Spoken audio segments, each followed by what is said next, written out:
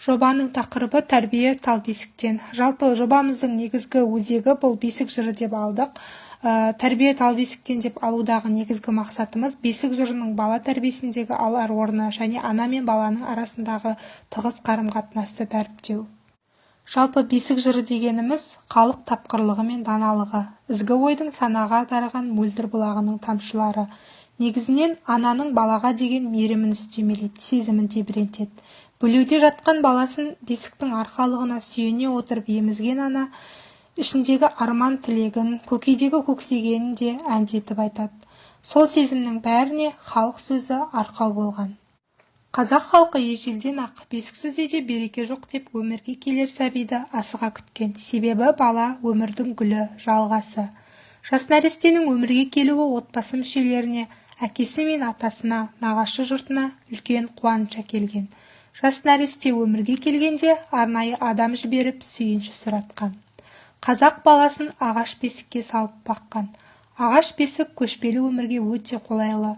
Бесікті қазақтың құрмет тұтуы соншалық, кейде атасы жатқан бесікке немерелері, одан кейін шөберелері де жататын болған.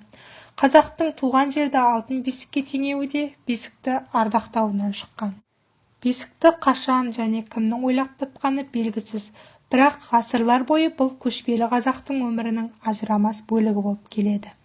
Бесікті көбіне қарағайдан, қайыңнан немесе басқа да иілгіш ағаш түрлерінен жасайды. Осының арқасында бесік мықты, экологиялық түрде таза және жеңіл болады. Бесік тәтті ұйқының кепілі ғана емес, сондай-ақ тәрбие мен және сәбидің анамен рухани байланыс орнатуының элементі десек те болады. Бұл бесіктің балаға берер пайдасы өте көп. Біріншіден, қол-аяғын ербеңдетіп бос жатқан сәбидің ұйқысы тыныш болмайды. Ұйқысы қанбаған баланың зердесі толық жетілмейді. Екіншіден, баланың мазасыздығы ананың психологиясына әсер етеді. Бұндай жайсыздық сүт арқылы сәбиге беріледі. Сондықтан бесікке жатпаған бала болашақта сабырсыздау болады. Келесі бір пайдасы, баланы бесіктен шешкен кезде сәби керіліп, сызылып рахаттанады.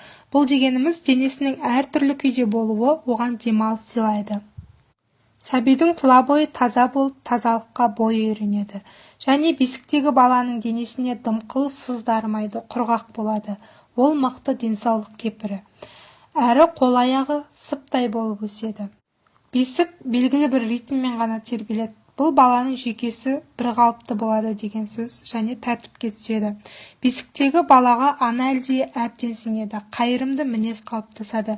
Бесік жырын тыңдаған баланың қанына ұлттық қасиет дариды. Балаға қолайлы болуымен қатар, бесіктің анаға да пайдасы өте зор. Ананың баланы емізуіне қолайлы. Бесік баланың үйі болғандықтан ұйқы кезінде анасынан бөлек жатады. Сонымен ана баланы басып кету қаупінен сақтайды. Баланың ұйқысын келтіру үшін жабуын жауып тербетсек, тәтті әлдеге бала аз уақыт ішінде ұйықтап қалады. Ананың уақыты үнемделіп, үй жұмыстарын жасауы да үлгереді. Бесік жырының шығу тарихына қарай түрлері де өте көп. Бірінші, бұл суырып салма бесік жырлары адамның жеке басындағы, тұрмыстағы, тарих пен қоғамдағы түрлі оқиғалардың әсерінен туып отырған. Ал уату жыры бала жылаған кезінде жұбату үшін айтылатын жыр. Ұйықтату жыры анасының әлдиімен айтылады. Бала сол тәтті әуенді тыңдап ұйықтайды. Жыр құрамында әлди немесе жылама бөпем жылама тәрізді қайырмалар қайталанады. Бесік жыры бұл балаға берілетін алғашқы тәрбие. Бесік жырынан үзінді келтіретін болсақ, әлди ақ бөпем, ақ бесікке жат бөпем. Бармақтарың майысып, түрлі ойы ойысып, шебер болар мекенсің. Таңдайларың тақылдап, сөйлегенде сөз бермей, шешен болар мекенсің. Бұл бесік жырының бір түрі ғана, бір ғана үзінді. Осындай әдемі әуеннің астарында ізгі тілегі бар. Бесік жырын тыңдаған бала шебер болуға да, шешен болуға да ұмтылып өседі. Қазақ халқының ұлы ақыны Абай Құнанбайұлы адамның адамшылығы ақыл, ғылым, жақсы ата, жақсы ана, жақсы құрбы, жақсы ұстаздан басталады дейді. Яғни адам баласы өз-өзін жеке тәрбиелей алмайды. Оған не болса да қоршаған орта үлкен әсерін тигізеді. Қазақтың салт-дәстүрлеріне сіңісіп, жақсы тәрбиеленген қазақ баласы еліміздің болашағы. Сондықтан тәрбиеге үлкен мән беруіміз қажет. Бала біздің ертеңіміз, болашағымыз. Тәрбие тал бесіктен басталады. Олай дейтін себебі баланың анасы баланы бесікке бөле отырып, тербетіп отырып, өзінің баласына деген махаббатының тәрбиесін ана әлдейімен жеткізеді. Осы бесік жырының маңызы аса зор.